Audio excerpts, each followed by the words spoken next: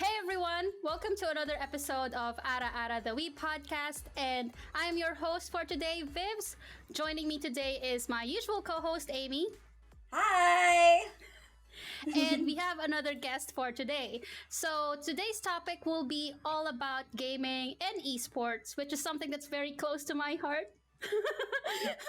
So our guest for today is Mina. Hi, Mina. Hi, nice to meet you guys. It's a pleasure to be on the show.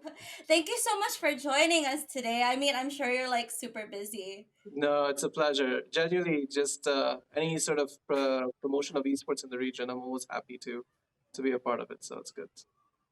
Aw. Yeah, So for our audience to know you more, could you please introduce yourself? absolutely. So my name is Meena George. I'm the head of esports at Geekay Group. So I'm in charge of our esports team, which is composed of 76 players plus staff. So we currently have almost 10 different esports teams across the Middle East. And we're currently involved in some major tournaments right now going on, such as the Valorant VRL regional tournament and the Intel Arabian Championship, which is done for League of Legends. And looking forward to seeing where 2022 leads up, since it seems to be very exciting in the realm of esports in the region. That sounds exciting. It is But super exciting, yeah. I just want to clear that's how do you pronounce it again? GK? So it's I've Geekay always pronounced something? it DK. yeah. Yeah. So I had the same misconception when I first joined. So it's pronounced GK, as it's an acronym. Sorry for uh, the actual name. So it's GK Games, and GK stands for Game King. So that's why it's called GK. Oh. Right. So in the stores, when you see it filled like it's written GEEKAY, it's Mhm. G and K is specifically for the acronyms for Game King. So I yeah, honestly thought Interesting. it has something to do with geek, and then I I don't know Yeah, why I yeah. had they the same added I had AY. the So same misassumption. As soon as I joined, I sat to them and I told them the same thing, and they were like, "Mina, it's GK." I'm like, "No, no, I'm pretty sure it's BK," and they're like, "No, no, it's GK. We run the company." I'm like, "Yeah, you probably know better okay. than me. I'm gonna shut up now." So it's pronounced GK, not GK. Yeah, Okay, GK. All right. yeah, So yeah. then, also, as far as I know, you and Amy, I think you guys are connected in person, or are you guys acquaintances or something? We are acquaintances majorly online. I think my company does a lot of work with her company. Yeah, That's about it. Yeah, Oh. that's it. I yeah. think. Yeah, They sponsored a lot of our cool PCs. yeah. But also, like, super funny story of like how Mina and I met. So, I don't know, I don't remember who followed who, but somehow we ended up following each other on Instagram. And Mm. then, we just started talking because of BoJack Horseman, actually, because Yeah, like I would post a lot of Oh. BoJack Horseman stories because I love BoJack. So same. anyway, Yeah, so like we were talking about that, and then I thought like he was a classmate of mine, like back in high school. So like I was like, oh wow, like I never thought Mina, like the Mina in my head, was the type of guy to like BoJack. Well, that's interesting. So like, and then I started like talking to him and asking all this random and then like it just kept I found going. out like nope, no, different Not Mina. the same. I'm Yeah, just really dumb. bro. Like Yeah, the but thing is, it's so rare to find someone who actually watches BoJack. Like the thing is, many people go like, "Oh, I watched oh. the first few episodes," and I stopped. I'm like, "Oh, you have no idea what you missed out on." Yeah, Right? that's So true. it was fun to connect. Like there were a few people I connected with actually on Instagram, majorly from BoJack. Going like, I'm going to Yeah. start Mm. watching BoJack today. Like I'm like, yeah, you should finish the whole thing. And I think I'm trying to remember what was Amy's. I think it was either it was when BoJack had like an epiphany of what type of person he was, or whether it was Yeah. the second last episode. Because those two are the most Yeah, crucial it's of yeah, this. Yeah, that's true. yeah, But I think It for was one me, of those. the way that I got connected with Mina was in Gamers Lounge Dubai.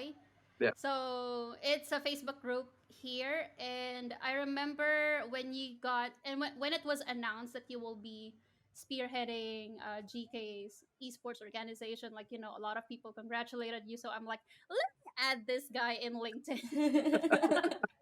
No, because at that Yeah, point, I was telling Amy many times that I really want to, have connections here, especially in the esports industry, because, you correct, know, having the network really matters.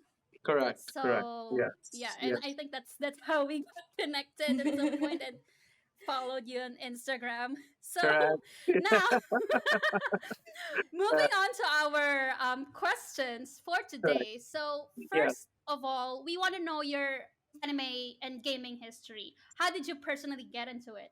The person who got me into the gaming event side or the esports side of the business is someone who's also on Gamers Lounge Dubai, and he commented very clearly that I should mention him. So it's Omar LK. So he had a store about a few years ago in Jumeirah called Geeky Lizard. So Geeky Lizard used to be a store that used to be a hobby store for most people who wanted to get into board games, card games, whichever. And I just freshly graduated from university. I just graduated in aeronautical engineering, and I was very excited to find a job in aeronautical, which wasn't the case. No, it was very difficult. I think I applied to every single major airline, and it was clear that at the time they were looking for people who are not freshers. So I was having a bit of a hard time. So I used to spend a lot of time in the hobby store. And at one point, Omar started to notice I was getting really upset about it and sad. And he was like, "Hey, you've always been into events and stuff. Why don't you start doing some things in the store?" And I don't want to toot too much of myself, but like I do have this electrical kind of vibe with people. I do genuinely enjoy teaching, and I do like playing with people and having fun with them, especially in real life. So he handed me this, which is a box of Magic the Gathering cards. Yeah. So Okay. Oh. yeah. So Wow. I was like kind of, I wasn't so sure about. I loved the board games and everything, but I really wanted to try new things. So he gave me my first deck, and he told me, "Why don't you start teaching Mhm. more people how to play it?" And I did. Next thing you know, more people started learning how to play the game in the store, and I realized it's a limited place for a limited type of footfall. So I told him, "Why don't I try taking this to universities in Dubai?" And he was like, "That sounds like a great idea." And we decided some sort of revenue model between me and him, so where I would sell at the stores, or whatever type of footfall I'd bring from universities to the school to the university, I'd get some sort of cash. And I was still like 22, and I was really happy because by per month I was making like somewhere between 300 to 500 dirhams, and I was so happy. I was like, I'm making bank with gaming. So I was so ecstatic. I would go to different schools and different universities, and Omar would support me as much as he could, obviously. By the end of the day, it's board games and card games. At one point, I started getting connected with a lot of people in gaming, and one company, I can't remember its name now, but it used to see what I used to do in the universities with card games and board games.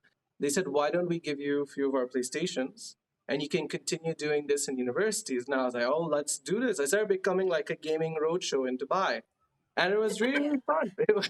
It was solid. It started picking up a lot of traction until it came down to an event where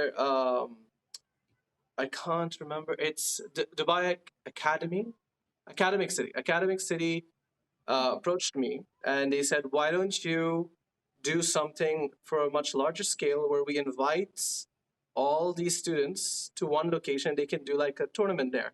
Now I was like, "Frick yeah!" Now keep in mind, I was doing this alone with me, maybe my brother sometimes, and a friend, right?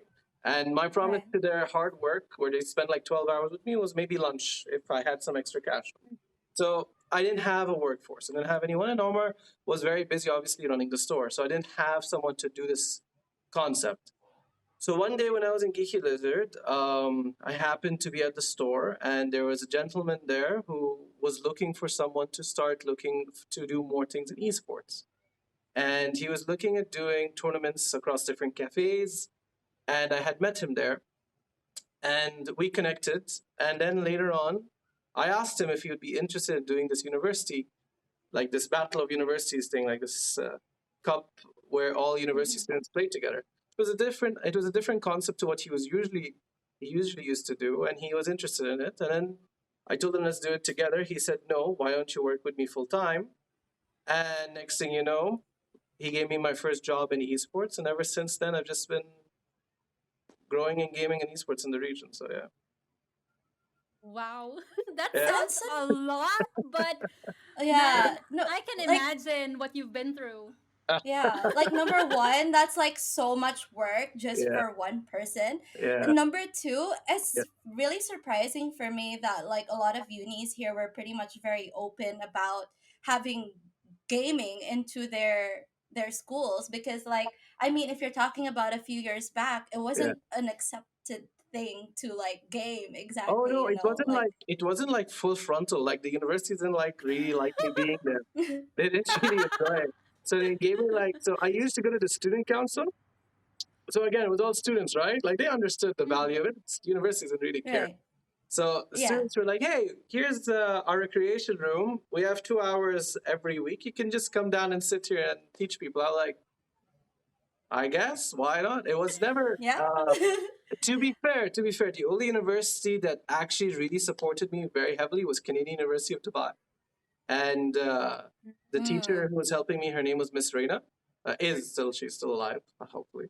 So she used to help me a lot, and she used to support me. And she once gave me the entire auditorium in Canadian University to do a massive event there, and it turned out really, really well. I was very happy with the event, but 99% of the times the universities never were interested in supporting it, and it's just a situation. Yeah, Yeah, I would understand because even in the Philippines, it only became recently popular to the universities to the yeah, point that I think 2 years ago, there's already BS in esports in the Philippines, like Bachelor of Science, I think. yeah, correct. So yeah, I would understand why Yeah, you didn't get that full on support yeah, from universities.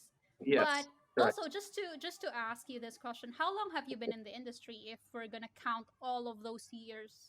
So I would never consider those university days as esports. I would say it from the day I started my first proper job. It from the gentleman who gave me my first opportunity. It was about 5 years.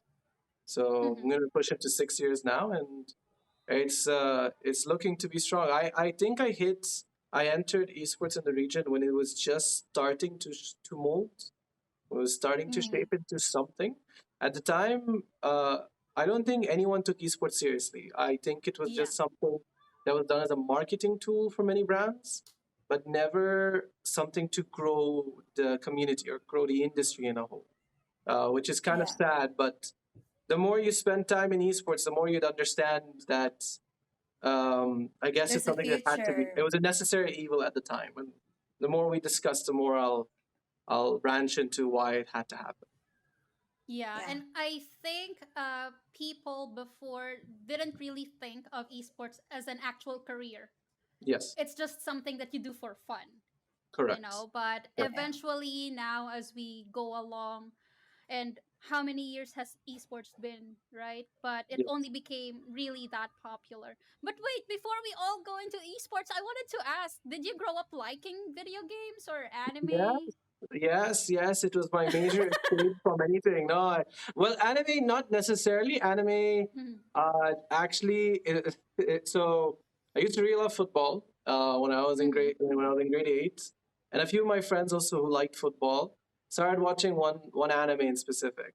Okay, and I never liked anime so much until they told me, "Hey, man, Pokemon's anime." I'm like, "Nah, nah, it's massive. Poke- It's not." Yeah. Because Pokemon was in English, so Exactly. Exactly. They had to show me all the proof in the world that it was. And it is. Pokemon Okay. in Japanese doesn't work. Like Yeah, it it just doesn't. doesn't. No, it doesn't. And they even told me, no, but this show is in English. You can watch it. And I was like, no, man, it's not. So I'll just give you an idea, right? Like, of course, at the time I was very into sports. I was very into football. Loved video games and everything, but anime specifically. So the guy was one of the best shooters in our schools. Actually, one of the best players in the UAE. And he used to do this thing whenever he'd lose. So just to give you an idea of what anime got me into anime, whenever he'd start losing, he'd just like stand in the middle of the field. Man, we were such dorks. Stand in the middle of the field. I go like, "Bong kai," and I just go into the football field. I'm like, what's wrong with you, man? He's like, nah, shut up. It's my vibe. I'm like, all right, dude, you do you. And so finally got into peer pressure, started watching Bleach, and I think till today I know Bleach isn't like considered a tier one anime, but Yeah. it's the number one anime that I genuinely enjoyed, and just Oh, went up from there. okay. I mean, I Yeah, think Bleach is a lot. I mean, it's more of nostalgia, I think, for most people. So don't sure. worry about that. Like Yeah, a lot of people do but enjoy but Bleach. I'm quite happy that new season's coming out soon, so I'm really really happy with that. So that's fine. So yeah, but yeah. But But video games, yeah, been playing since I was a kid. I wasn't.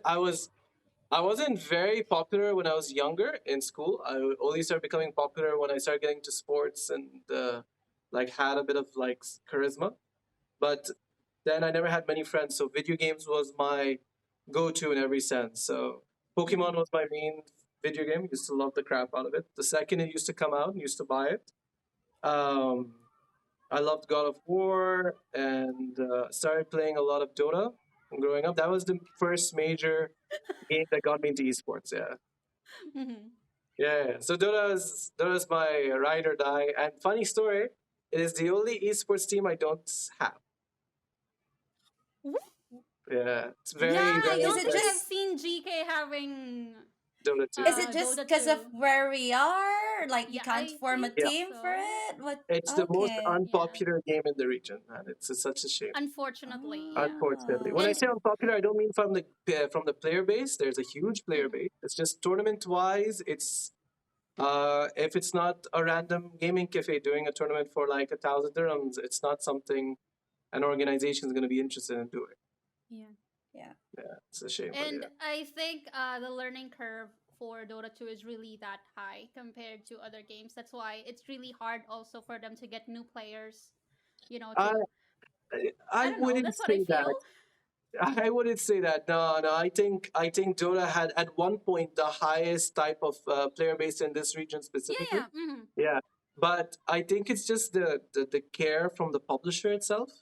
Yeah. And Mhm. Oh. if you notice, the most popular games in the region, the ones that have hundreds and $200,000 of prize pools, sometimes millions, Right. are from the publishers that actually really invest in this region, that really do promote their games and promote their players and promote this region, localize their games. Your Steam sadly hasn't put in that type of effort in this region, and Mm. it's their call, it's their company. No one's ever going to say, "Hey, you should do it this way." But Yeah. um, it's a shame for the game that I grew up loving. You know? Mhm. Yeah, Yeah. I understand. But what I was saying earlier was actually So the point of view of people, I guess, in the Philippines. yeah, Like, it's hard for them to capture a new audience at this point, with especially with all of these new games competing with each other. correct, And if correct. your learning curve is that steep, it's gonna be hard for you to get new fan base. And at the same time, as you've mentioned, like there's not much care Yes, for people, for new gamers to yeah, be in the game. Like even if correct. you check, I think the number of players in Dota 2 as the years goes by is like slowly declining, even though we Yeah, still love the game. But yeah, again, yeah. right? I guess it's just gonna be another bleach for us. I guess just in that matter. We can't do it. Yeah. The songs are clinging to the game. It's nothing more than that. Just is yeah. Hmm. What would you be doing if let's say for example, what would you be doing if you didn't get a career in gaming? So Where do you see yourself? yeah. So where I see myself, okay. So I've always wanted to become a psychologist. It's something I've always Hmm. wanted to do. Still something that I do want to pursue at one point. Um, my parents weren't very into the idea of me studying psychology. It's not something that the Arabic culture still understands very much, where it's like Mm. mental health. What's that? No, just stop crying and stop being a little baby, and you'll be fine. So, You could so still say that you're a doctor. It's you like, oh, could, yeah, a psychologist is a yeah, doctor. but they wouldn't consider it a real doctor. Yeah, they wouldn't think of it as a real doctor. It's like you're just wasting your time, man. So, So yeah, if it's up to me, if ever this whole esports thing never worked out or it doesn't work out in the future, which I highly doubt, I would Mm. definitely consider going back and trying to give it a shot. Learn how to become a psychologist. So you're not going to aeronautics or No, at no, no, all? no. I did that just because my dad loves telling people, "Hey, this is my son, the aeronautical engineer." I'm like, "Dad, I haven't worked one day in the field. I don't know what I don't know what you're talking about, man." All right, So that's an airplane. yeah, That's it. nah, but being in a multinational company, it's nothing. Yeah, I get you, Dad. Yeah. I'm like, Arabic dad, you gotta do, man. It's what it is. It's what it is. Yeah. Now, with all of this coming all together to become Mina that we know now, what is the biggest lesson that you have learned in esports and in handling an organization? Um, don't listen to what everyone says is the norm. Just Mhm. because they say, "Hey, this is just how people do it. This is how esports is supposed to be run. You should do it exactly this way," doesn't necessarily mean it's correct, right? For example, many people just say that you should be extremely strict with your players. You must make them follow the contract to the T. But Mm, let me tell you guys something out of my experience. The second you pick up your contract and tell your players, "Hey, you haven't filled out your obligations," you've already lost. You should never, ever, with an esports player, ever bring up the term of your contract. A happy player will never come to you and go like, "Hey, this is not in my contract." He'll never say that. He'll want to mm, promote the esports team as much as he can because he sees that you are trying to help him as much as he can. And it's a norm in most esports teams to not do the same and to try to squeeze as much as possible from the player until the player himself just breaks down and can't continue. So that's my number one advice for anyone in esports. Pave your own paths, do your own thing. If you fail, you fail, but you did it. It was your failure. It wasn't someone else who told you to do something and you did it and you failed. At least if you do fail, you failed by trying to do something your way. So yeah. yeah. Yeah. And I just really want to commend that sort of thinking, Mina, because Yeah. that's not, again, like, because for a lot of people, it's just, money and business at the end of the day. So they Correct. don't see players as people. They're just like, follow this contract and that's it. And Correct. that's something very, like, and I mean, I guess that's why, like, within the 4 to 5 years that you've been working in esports, you've Yeah. gotten to the point where you have been because Yeah. you understand everything from the player to, Correct. you know, Correct. the So, business side of and I things. appreciate that. I really do. I was going to mention one more thing, which is when a player, right? Sorry. So, do you know what's the most volatile resource in the world? Human beings. Mm. Human beings are the most Oh, volatile okay. resource in the world to work with. It is just how it is. For example, you guys can't tell me that tomorrow you're going to go to work in one mood and day after tomorrow you're going to go the exact same mood the very next day. So many things Yeah. happen in your life. Something could happen at home, something could happen with your family, something could happen with yourself. You could be sick, you could be whatever.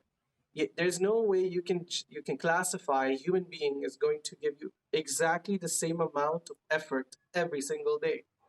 And it's Mm, unfair of someone to consider a business where the main product is human beings that their effort is going to be consistent every single day. You can try, you can do your level best, but it's insanely implausible to expect that this person is going to keep performing perfectly every day.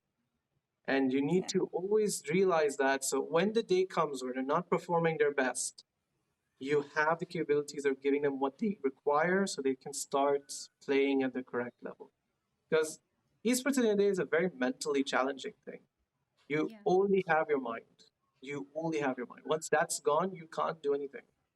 Yeah, I agree. And especially since you are dealing with people, like I feel like most companies lose the human touch. I would say, like they, as you have mentioned, that they're just there to work, but still at the end of the day, we are all just humans. And even in video Yeah, games, like you can't always win all the time. Yes, And there are exactly. days that you will have bad games, you Yes, know. Yeah. yes, And there are days that you will just like boom, yeah, right? yeah, Gaming streak, Mhm. winning streak, you know. yeah, But there are exactly. days that it's just really bad. So Yes, yes. yeah. And you can't do anything about it. You just gotta be there Mhm. for them. You can't just go like, "Hey, you messed up. Get the out. Here's someone else." It doesn't work like that. It's just not how this industry is built. Yeah. So, Mhm. yeah. Now, And speaking of the industry, I want to know what is the industry like in the UAE and in the Middle East. Okay, yeah. So to give you an idea, UAE is considered the commercial hub. So in a sense, most brands exist here. Most HQs for most brands exist here. For esports teams exist here as well. So it's a great place to create business. But most esports players don't exist here. They're majorly in Mm. the Levant and the rest of the GCC region. There are exceptionally very talented players in the UAE, but they're just a handful minority compared to the rest of the MENA. So, Mhm. for example, my teams, they're majorly composed of players from Saudi, uh, Egypt, Tunisia, Morocco, Syria, Iraq, Kuwait, Bahrain, and we have a few players from UAE.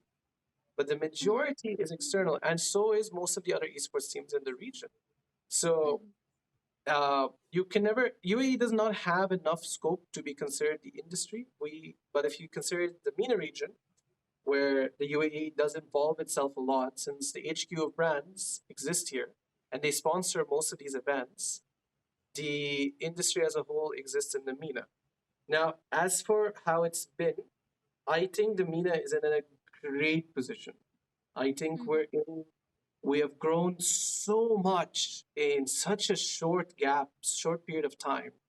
Mhm. I'm really excited to see how next year, as you can see, it's very visible. The effort and the growth for each game is very, very visible in the region, and it's starting to just explode as years go by.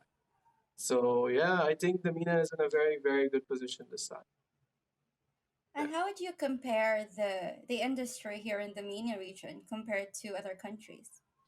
Um, so we're talking about. So here's the thing, right? If we're considering MENA, comparing it to, like, for example, South Africa, or if we're comparing it to South America, or we're comparing it to Australia, where esports there isn't as prevalent, we would be from where we're at right now, from our games and our publishers and our brands, we're in a much more educated and a much more developed region. But if we were to compare it to like China or Europe or the States, we're not even we're not even Yeah. 10% there. They have a whole Yeah. ecosystem. They have a whole ecosystem. So, for example, Yeah. let's say, Amy, if you want to enter esports today in Europe, you'd already have a whole plot line. You'd have like several different paths. You want to get Yeah. into you want to get into PR. You want to get into marketing. You want to get into coaching. You want to get into playing. You want to get into managing an esports team. There are so many different ways to enter it. But in this region, we are just slowly starting the ability to have people to consider to hire. So, for Mhm. example, esports, I truly believe when you try to hire someone, you don't look at experience because it just doesn't exist. Yeah. You'll never have someone Mhm. say, "Oh, I've had 10 years in esports." I'm like, how? Like it That's doesn't exist. Yeah, it exists doesn't here. make sense. Yeah, exactly. You gotta, you gotta take with whatever you get. But the best part is you meet such amazing people in this industry because you hear their stories of why they're in esports. It's most of them are so selfless. It's just like I'm doing this because I want to be able to do things for players that no one did for me when I was a player. And It's all about the passion. it's all about we're still, and that's such a beautiful phase for our region. It is.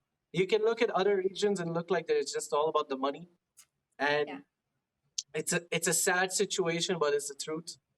Just people are in it because it's a massive industry. It's totaling to Mm. about $1 billion industry now, so it's huge right now.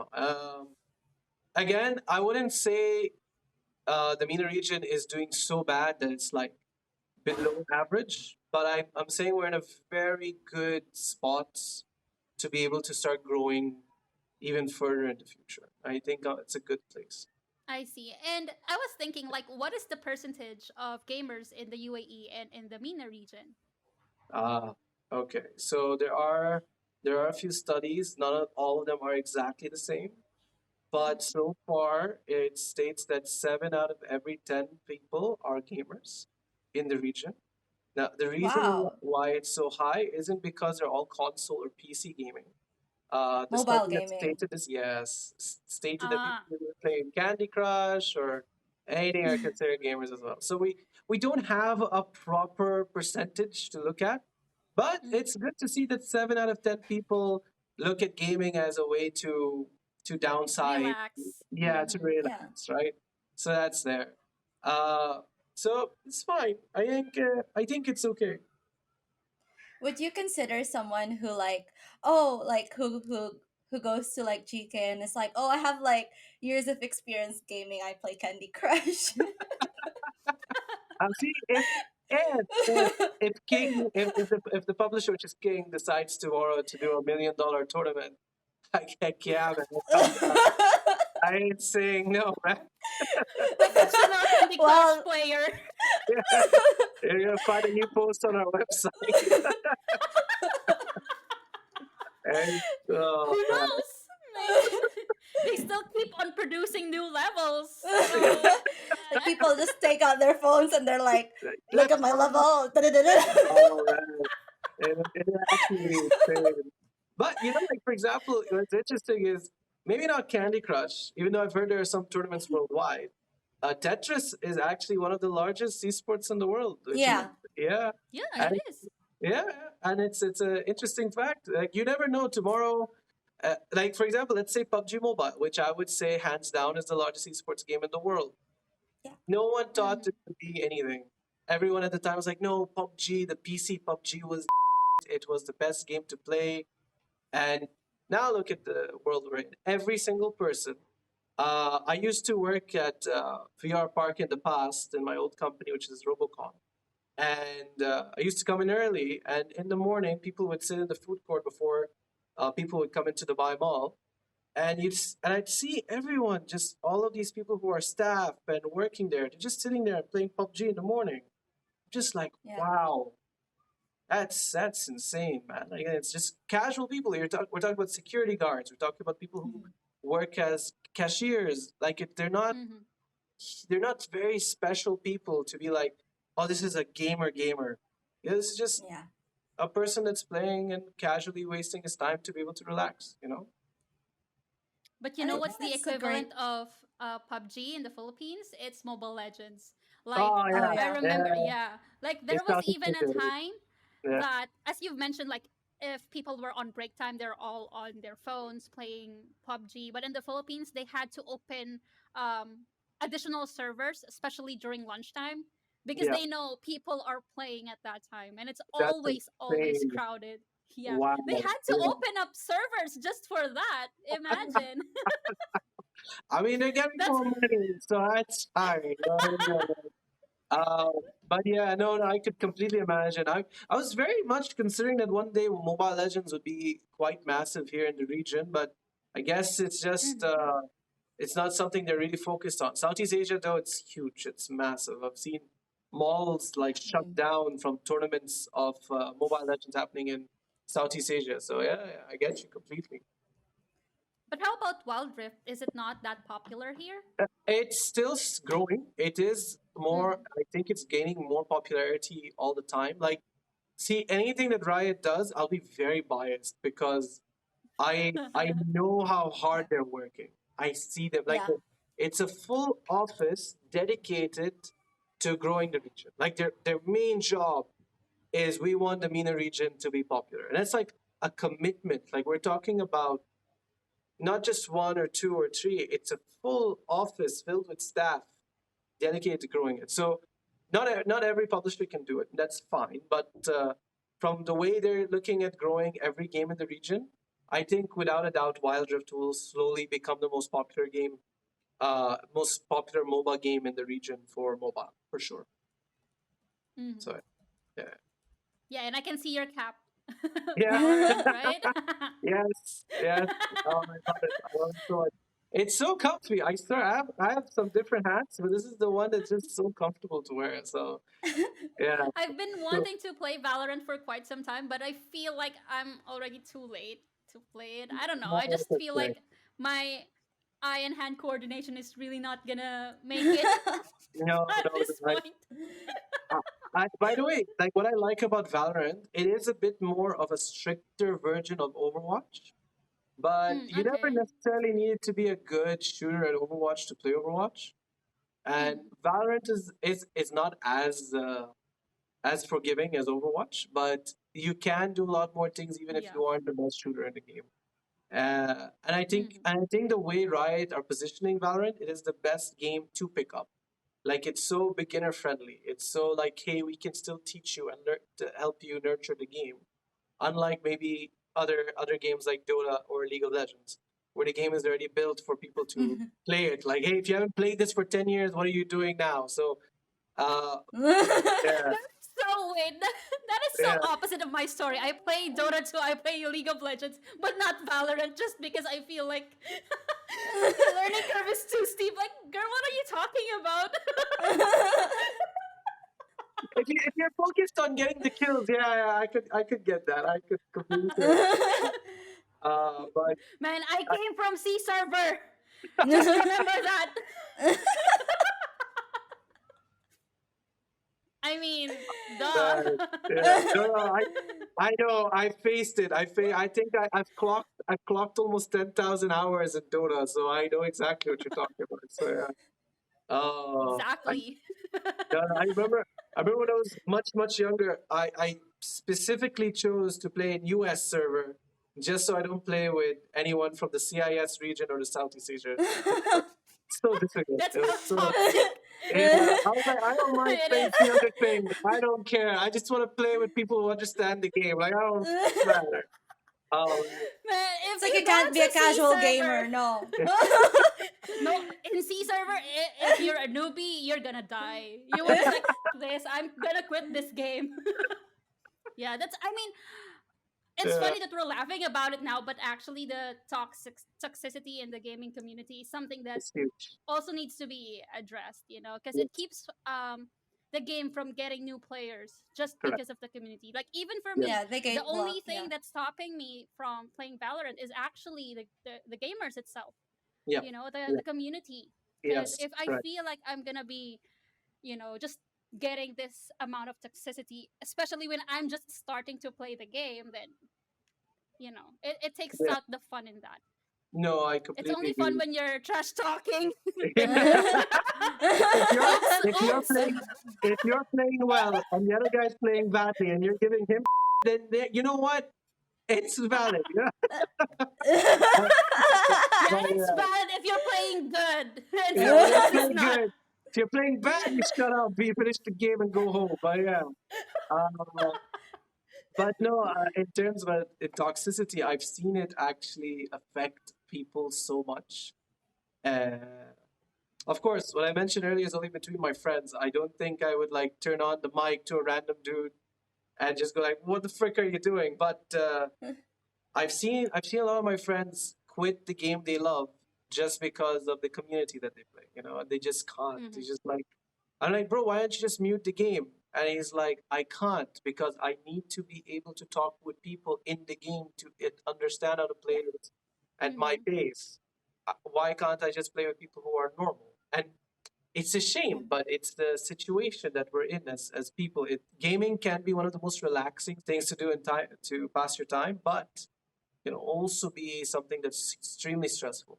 I mean, I'm sure you guys have seen a lot of memes where it's like, oh man, I've had a hard day at work. I'm gonna come home and play some relaxing Oh game. yeah.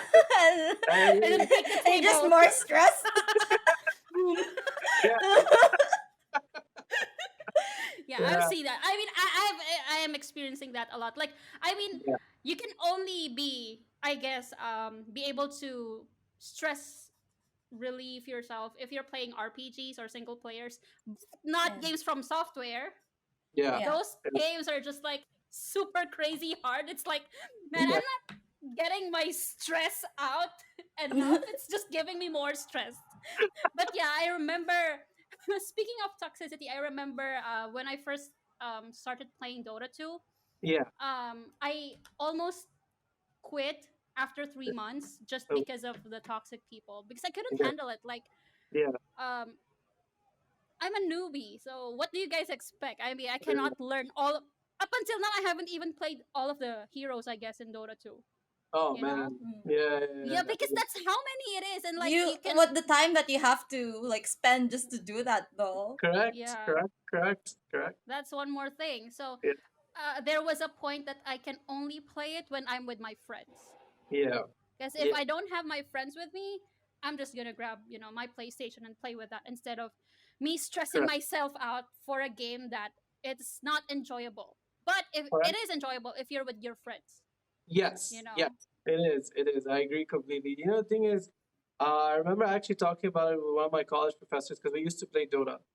And there was one time I got really bummed out from one person who was like, he was just like there's flaming, and then there's just like, whoa, relax, like genuinely just wishing that on your family, and Yeah. just it's just so much, and I Yeah. just like, what is wrong with this individual, and it was weird, and he genuinely just told me, just like, man, listen, just don't feel bad for yourself. Feel bad for that person because God knows what the person's going through, and it gives you perspective. Like obviously doesn't validate what he's saying, but Hmm. Yeah. it just makes you like kind of realize like if someone's at that point in their lives that they have to be online in a video game and scream at random people and tell them such uh, very very disturbing things, it tells a lot more about that person Mm. than yourself.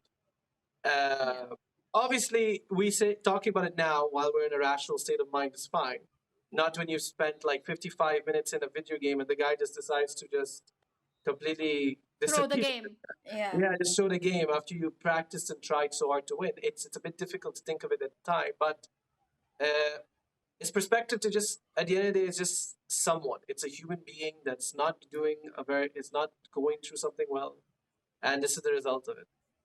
So Yeah, but yeah, I think one thing I just want to say though, that yeah, even though you're not uh, going through things well at some yeah. point of your life, it's still not valid for you to Oh, that, be that toxic Yeah. in game. Especially yeah. for me, I've experienced it, especially when I try to open the mic in Dota 2.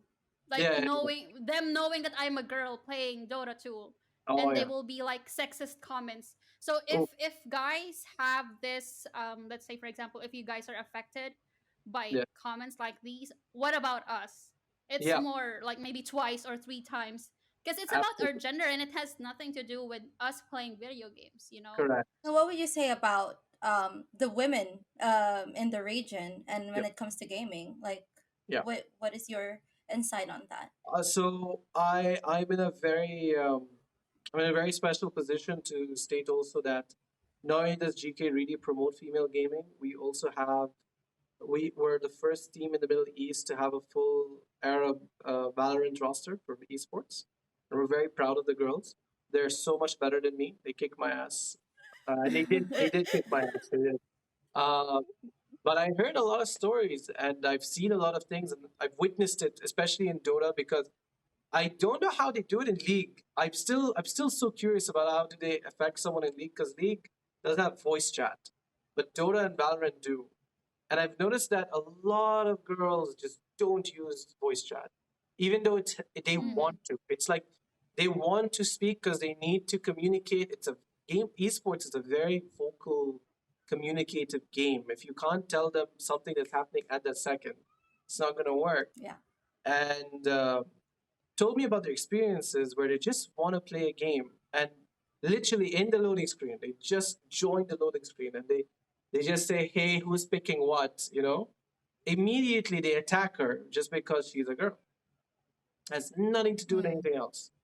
And a lot of the professional girls I play with genuinely, sorry, that we have in our esports team, genuinely mentioned that it was very difficult to continue in esports just because of the kind of toxicity they face on a daily basis. They're like, even if it's not directly that they're women, like they just have to keep randomizing what happens. Either it's someone who's just completely blatantly toxic because they're a woman, or Mm-hmm. overly nice because they're a woman, and Yeah, that that also that's the other side of the coin. that's the other side, which You is know, a like very, boost morale yeah, for Mm-hmm. gamers. exactly. And like, bro, like they're like we're coming to play a video game that we're good at, not to help some guy that thinks this is a dating service, you know? And Yeah. you know what's weird is that I've heard it from the other side, which is from the male perspective. You hear a lot of guys that go like, I really wish I get to queue up a game and get up in a game with a female. I'm just like, but okay, but why specifically? It's just like, oh, because we'll have mutual interests. And I'm just like, this is the thought process of that guy. But the girl's just like, I want to just play a video game. And the thing is, these types of clashes happen in a video game and they just ruined the experience for everyone. So obviously the girl's not gonna just be Mhm. uncomfortable and keep quiet. That guy is gonna be super upset because he wanted to get with the girl. And the whole game is just gonna be this super tension filled drama that didn't necessarily need to happen.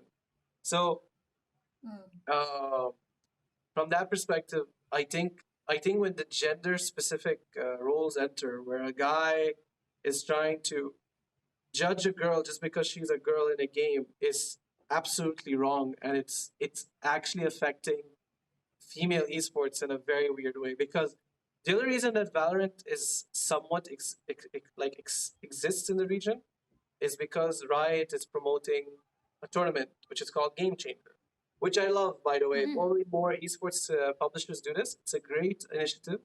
It's a 60,000, was it a dollar or euro? I'm not sure. I'd say it's euro or dollar tournament that happens in EMEA, where they're Mhm. open to all teams from the Middle East plus Africa plus Europe to compete in a purely female oriented tournament to just Yeah, promote I think female. I've Mm. seen that Yeah, yeah, promotion for that yes, tournament. And I also remember, like, I'm not sure if this was last year or 2 years ago, that in yeah, Abu Dhabi they opened a female centric gaming cafe yes. that it's only for women. Do you know which cafe what it I was? can't Because remember the I name. really don't I remember. don't. Yeah, but I remember it's very. They did an event with Benefit a while ago. I don't know if it was Oh, just a okay. content. Yeah, it was just a pure content creator thing, or it was a tournament. But no, it was a very big move. Even though there was also a festival that happened a few years back called Girl Gamer, Hmm. and that Yeah, was yeah, I also seen that too. yeah, Hmm. it was fantastic. And the thing is, you know what I really hate and I really, really don't like it is when guys start to say, oh, well, why are, if women are so good, why are they playing in a woman only tournament? And it's not like the same concept as sports, where because men and women are biologically different, men play in a different concept and women Hmm. play a different concept. It's literally just to keep pushing women to play. It is not to say that women are inferior to men. It's just Hmm. to celebrate women playing and to give them like a platform to keep playing, keep practicing. You'll reach a certain plateau, and then you can start playing with esports teams comfortably. Not that they Yeah. can't play with esports. There's a lot of teams that try doing like mixed teams and having almost an entirely female roster, and they competed pretty well against male teams.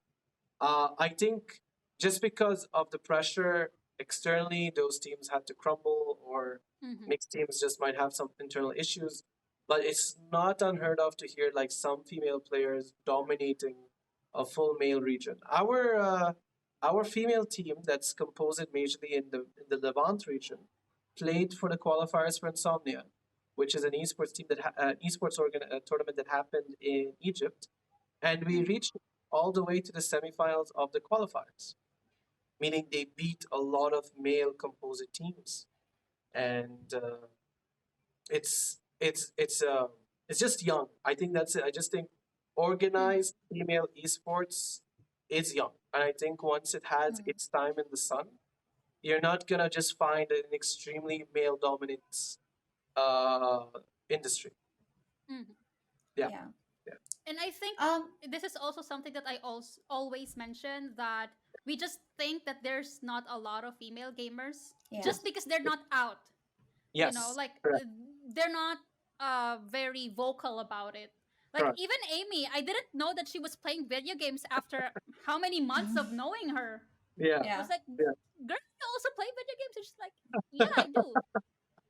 Like, see Yeah. that's why. And another thing is like there are some females who are getting attacked if Yeah. they say that yeah, I'm a gamer, Yes. and then someone or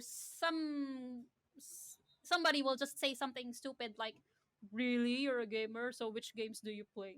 Yeah. Name for me every single character in Dota, and name for me every single person who created every single hero in Dota. Right now, this second. Let's go. Like, Like, why honestly, to test the knowledge? I mean, I can yeah, Yeah, just and beat people your can. ass in the game. No, and people can be casual gamers. I mean, yeah, like, Yeah. if guys can be casual gamers, I mean, not every single guy is a like gamer. correct. Hmm. Why can't they apply the same rule with girls? Like, why is it if you're a gamer girl, you have to have all this knowledge, you only spend times like playing video games, and you don't do anything else? Like, it doesn't make It sense. doesn't. It doesn't. And when you ask them, like even from a guy's perspective, because like I think most guys are comfortable to speak to guys when you ask these questions. They don't.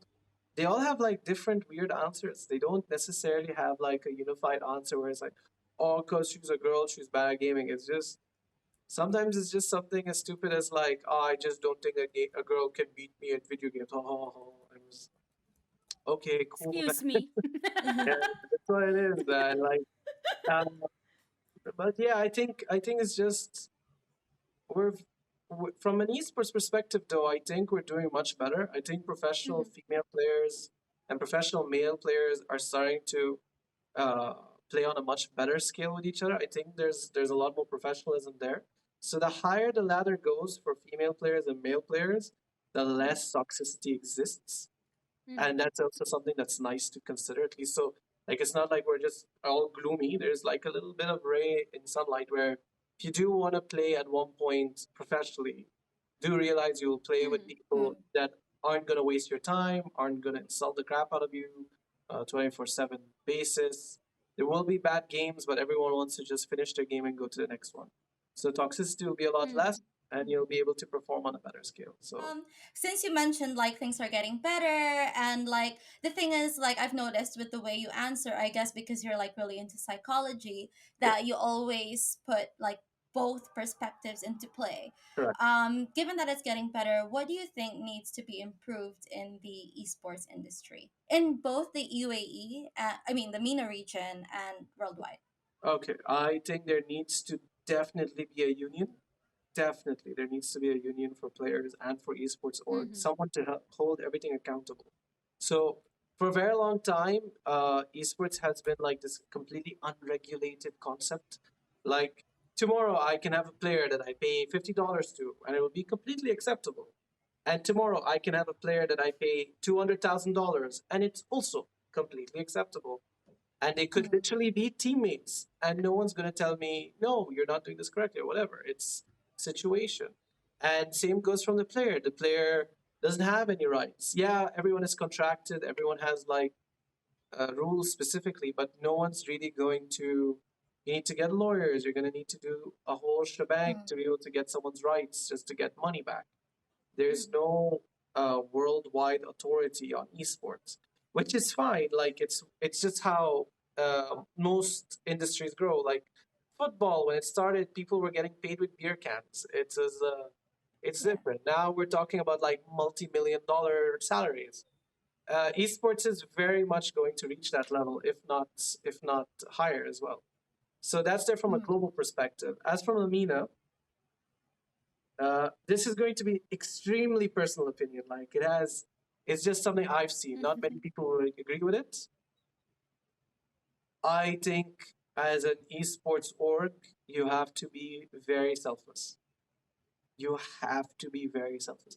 You can't look at a player, you can't look at someone and say, oh, I'm going to do this and I'm going to pay him this amount, which is very generous of me, so that he remembers me later on. Newsflash, they don't really care. And sometimes if they do, they're not entitled to help you. Mm-hmm. You have to do this job knowing that you're doing this for the sake of either growing the industry or trying to be in it. Not, nothing else. You're not looking at it to be able to go like, oh, one day I helped this player become the best player in the world, or oh, this player owes me his life because if it wasn't for me, he'd be playing in some gaming cafe. It's Mm-hmm. not how it works. And there's a lot of Mhm. esports organizations, if not most, think exactly in this manner. And it's very, like, you know how we just talked about toxic gaming? This is what I Yeah. would say is toxic esports. And it's very Mhm. wrong for someone to think this way. When you're talking about a player or working with with a team, you need to be able to give them your all so they can, in return, do the same, but Mm-hmm. not forcibly. Okay. So do you guys watch One Piece? I embody Luffy's what's it called? Vision, view in life, where Okay. I'm going to get to the finals. I'm going to get to the end. Do you guys want to come with me and see what it looks like? So Mm-hmm. Mm. they'll see that I'm working my ass off to get there, and they in turn will do the same thing. And I think that's just the right way of looking at esports in this region specifically, because there is no other way of looking at it. There is no, hey, we're doing this for the money. Hey, we're doing this because there is a lot of money and we can make more money. It's money will come. Of course, it's a business. You need to consider Yeah. money. It will come. But your players and your teams are also extremely important to consider, that they have to be at their best to reach the level Mhm. best. And they will only do that by being led by example. Yeah, I totally agree with that. And now, I just want Yeah. to move on to the next section of Sure. our episode, which Yeah. is the questions from the Facebook group that we posted your interview, which is the Yeah. Gamers Lounge Dubai. So I just want to thank first the admins of the group, to Fahad Durani, for allowing us to post this interview. And the first question that we got is from Azim Yeah. Saif Ula. I'm not sure if I mentioned your name correctly. So, some of the gamers in the region feel like the prize pool isn't as high as in other countries. Why do you think that is so? And do you see it changing in the near future? I seen that our region is growing so fast. It's insane. Just to give a comparison, so Mm-hmm. esports here didn't really exist in the past. Giving an idea, uh, all tournaments that happened here were marketing campaigns uh, targeting gaming audience. That was how all tournaments were composed in the region. Now, let's say I'm a brand.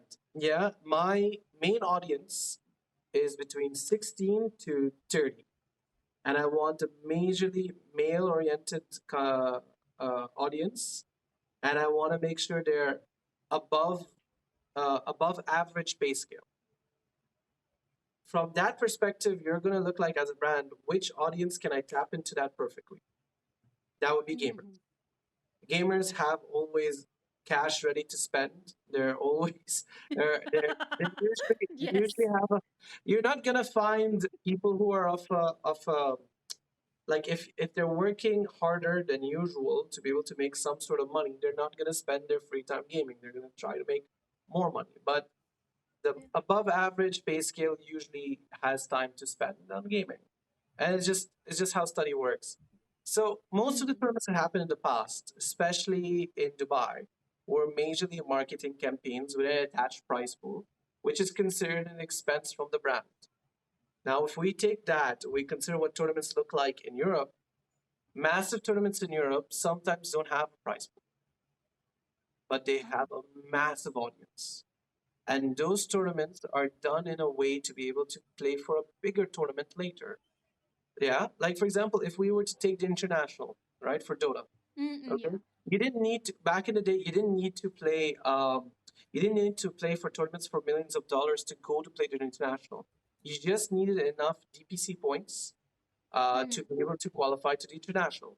That does not necessarily mean you have to play for hundreds of thousands of dollars. You just need a certain amount of points to lead there. What happened was, and it sucks, is that the MENA region was never into any of these circuits into the international World Cups. Dota, League of Legends, Valorant wasn't there at the time. CS:GO, CS 1.6, Rainbow Six. I'm trying to see if there's more. There's definitely more games that I'm missing out on, but all of these games never had a link to go internationally. If you were in the Middle East, let's say 8 years ago, you'd never be able to play on an international level. And it's just, It's just a situation we were in. Now it's starting to change because Mm. publishers are trying their level best to add the MENA into the total the circuit, the worldwide circuit. So, for example, Valorant, my team, if they win this regional tournament, they'll have an opportunity to play against international teams, and that's huge for this region, right? Dota, nothing like that exists here as of now, but I know for a fact it's starting to be worked on now. So, Mm. to answer Azim's question about price pools, it was usually just about, be very honest, how much the marketing company was willing to spend in their marketing budget for the price pool. Sometimes they didn't want to spend, sometimes they did, but never has a publisher been like, yeah, we're going to add this region into the whole circuit worldwide, and therefore it never had value to add a massive price pool in this region. And that's just the truth. Yeah. Yeah. Yeah, and I think as we go along this episode, we have mentioned it many times that I think the esports here is at least in the toddler stage. I Yes. would Yeah. say, Yeah. like It's it's still, mm, mm, you know, yeah. And It, another yeah. question from the Mm, group, and this one is from Augusto Capalbo.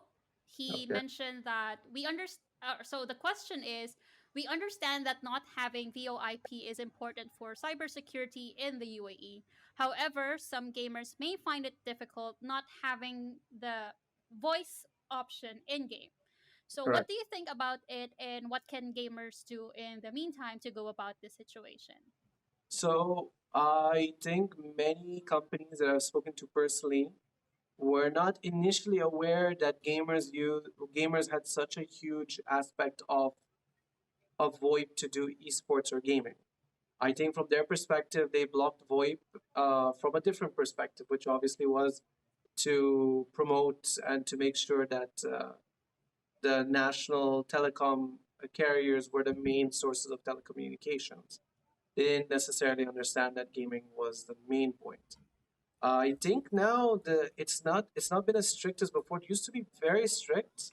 I think Discord still works, not as obviously as it works in Europe, but it still exists. And I don't think any in-game VoIPs are blocked. Though I think Dota still works, Valorant still Mhm. works, But PlayStation people still use works. Discord.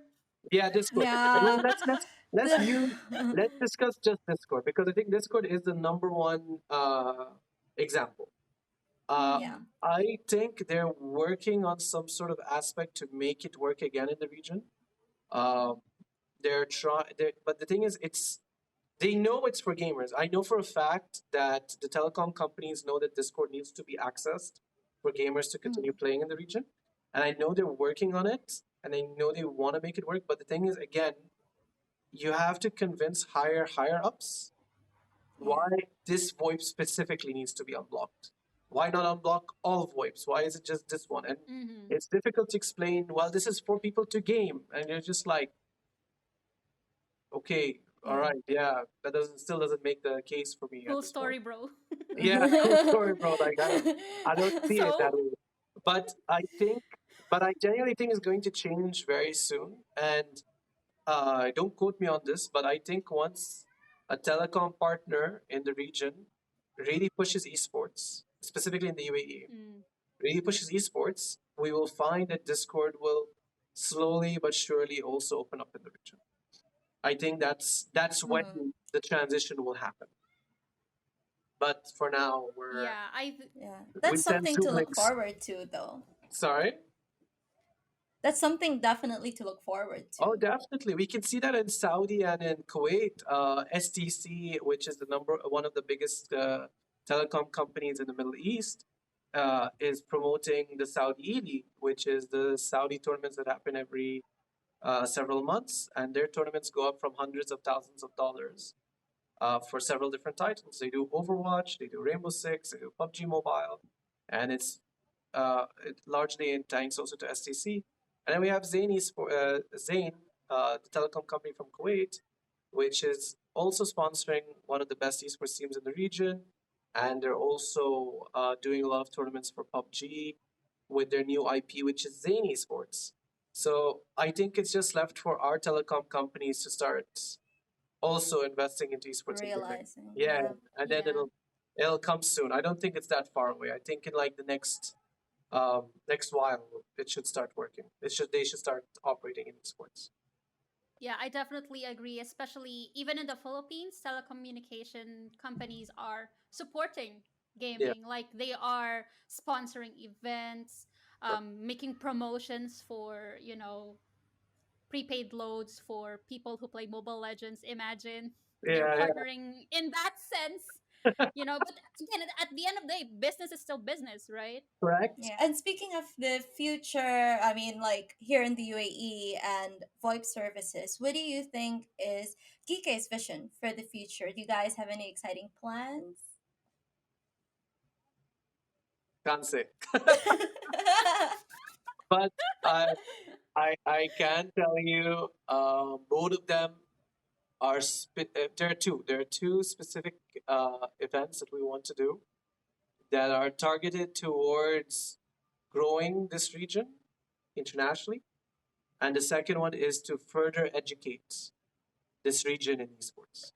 And I think they both, as much as I would say, not many brands would do this because it's not necessarily the best way to make money. For example, it's a very Hmm. complicated campaign, but in the long run, if these two campaigns work out correctly, we're looking at changing how the industry looks at esports and gaming. And I'll be very honest, I'm very blessed to work in not just in a company that everyone is a gamer. Like, I'll be honest, everyone in our company is a gamer. Uh, but also that my CEO, which is Kishan Deepak Balaji, he is a visionary when it comes to gaming. Absolutely, man. Like, he knows where to go. It it feels great to work with someone on a daily basis that has the right mentality and knows the right way of going. You know, it's reassuring because just like I said earlier, where you have to create your own path no matter what anyone else tells you. It's good to know that someone is willing to go along with it and carve his own Yeah. and to make it all come back in one place. So GK itself is taking it upon themselves to change how esports looks like, and not many brands in this region, I would say, are going to do it as passionately or as deeply as our company is going to do it. I'm just excited for what the future holds for esports. Correct. Like and as we all have been talking about, it's still in its baby steps, and who knows, in the maybe in the next 2 to 3 years or in the next 5 years, it's a huge thing at Yes. this point or at that point.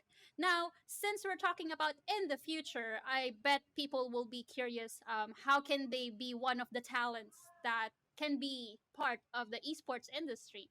So, what advice would you give someone who is, thinking of getting a career in gaming? Um, don't do it for the money. Don't. There is a lot of money. There really is, and you'll make it. But don't do it for it, and don't do it without considering how it would look like financially for you too. I know it's kind of conflicting, but it's true. If you're going to enter esports because this is a $1 billion industry, you can make money. Second thing is enter the industry trying to do something where you grow itself without it letting it affect you financially. For example, I've had people that went like, you know what, I'll work for free and I'll be able to do all of these things for you and not an issue. And like it's very sweet. You're very passionate, but you're not thinking of it for yourself in a long term perspective. You gotta consider how you can make it sustainable. It is at the end of the day a business. You need to Hmm. treat it as such. And from that perspective, you'll be able to grow. Now, for someone to enter into esports right now, you have to also realize there's never going to be like, oh, I specialize in PR, so therefore I will only do PR. That does not exist. Mhm. You enter esports, you do everything under the sun. You manage players, you manage you go to events and you're literally building the PC. You do everything. And that's just because of where we are right now. So to be able to enter esports, realize you're going to do it not for the money. So that means you're not looking at it getting paid as a good amount, nor are you doing it to be able to financially loosen yourself up. So you also can't do it for less money either. And you're doing it Mm. to learn. You're doing it majorly to learn. So you can never go like, that's not my job, I'm not doing it. You gotta be able to do everything and more. Mm. Just like we said, esports is still in a toddler stage in the region. And it's good, but that does not mean you can enter and just expect that you're gonna get a 9 to 6 job and leave. It's hard work. Yeah. You never stop working technically. You just there are times where you work from the office, and there are times you're still working from home. And Yeah. that's the life of esports. That truly is the life of esports.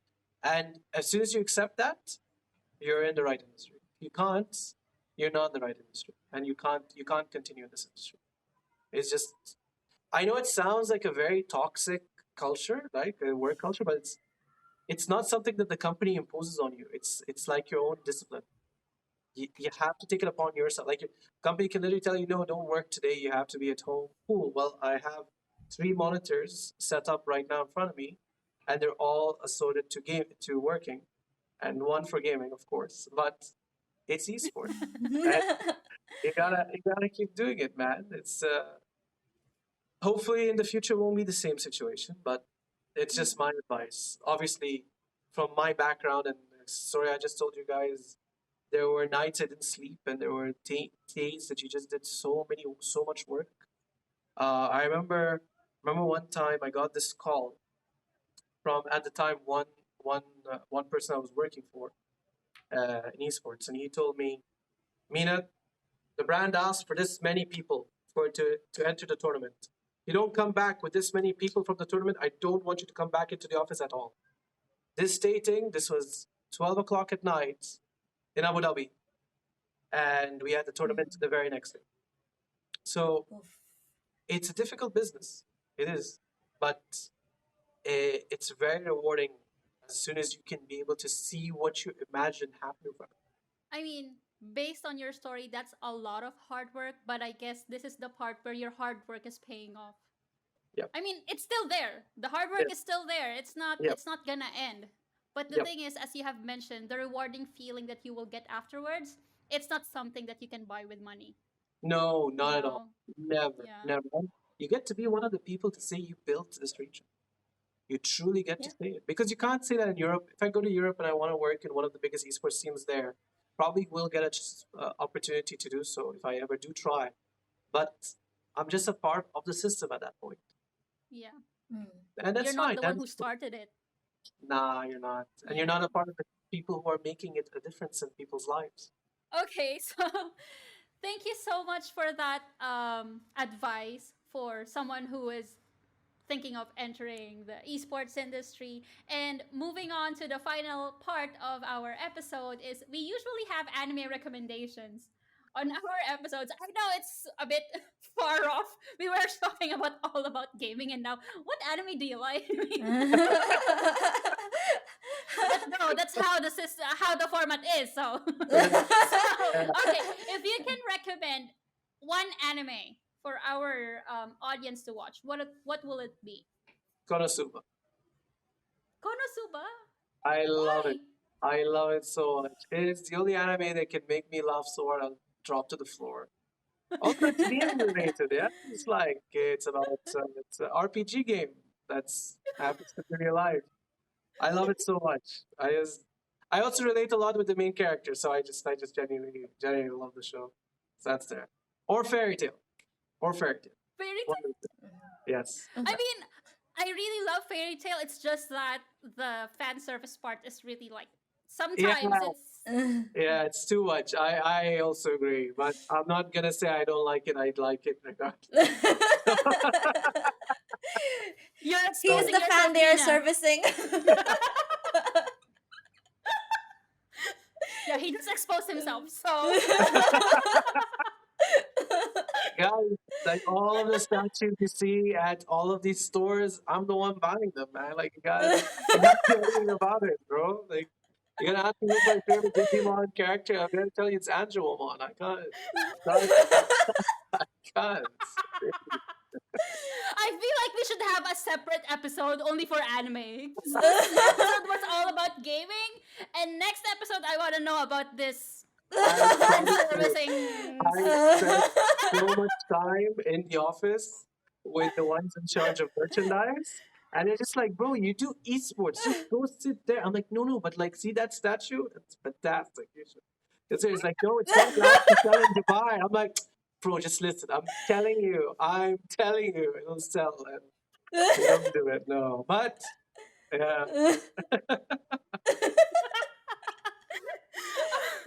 Okay. Okay, how about you, Amy? Any anime recommendation? I think I will recommend Sword Art Online. Mm-hmm. Just because it's about gaming. It's like it's sort of like a VR game yeah, where they get stuck in the game.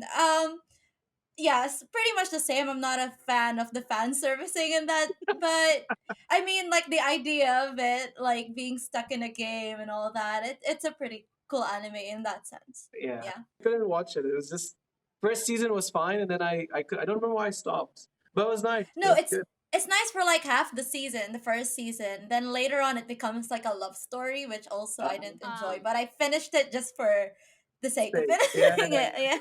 I got. Yeah, well, since this is a semi gaming I mean, obviously it's a gaming episode, so I'll be the most predictable here. I'll be recommending Dota 2 series in Netflix. oh, nice. Oh, that's really. Have Yeah, you watched it? yeah, I did. I watched season one. I couldn't watch season two. Yeah. After watching Arcane, I just uh, I couldn't go from that level of animation. Ew. to- Nah, I couldn't. Sadly, that's Yeah, the truth.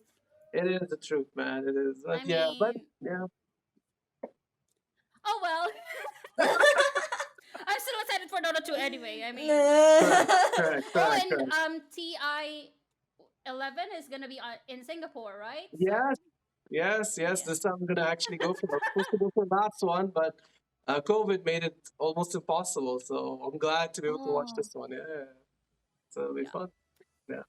All Oh, right. So thank you so much for watching this episode. Thank you so much, Mina, for being here today and sharing your story to our audience. I just want to invite everyone to follow us on our social media at Ara Ara Podcast. That's on Instagram, Facebook, Twitter. We don't have Twitter, right? no. And TikTok. Snapchat. But before we Yeah. end the episode, anything else you want to plug, Mina? Or uh, promote? it's just been a pleasure. Really grateful for this time, and I hope more people do something related to educating people in esports. I really do.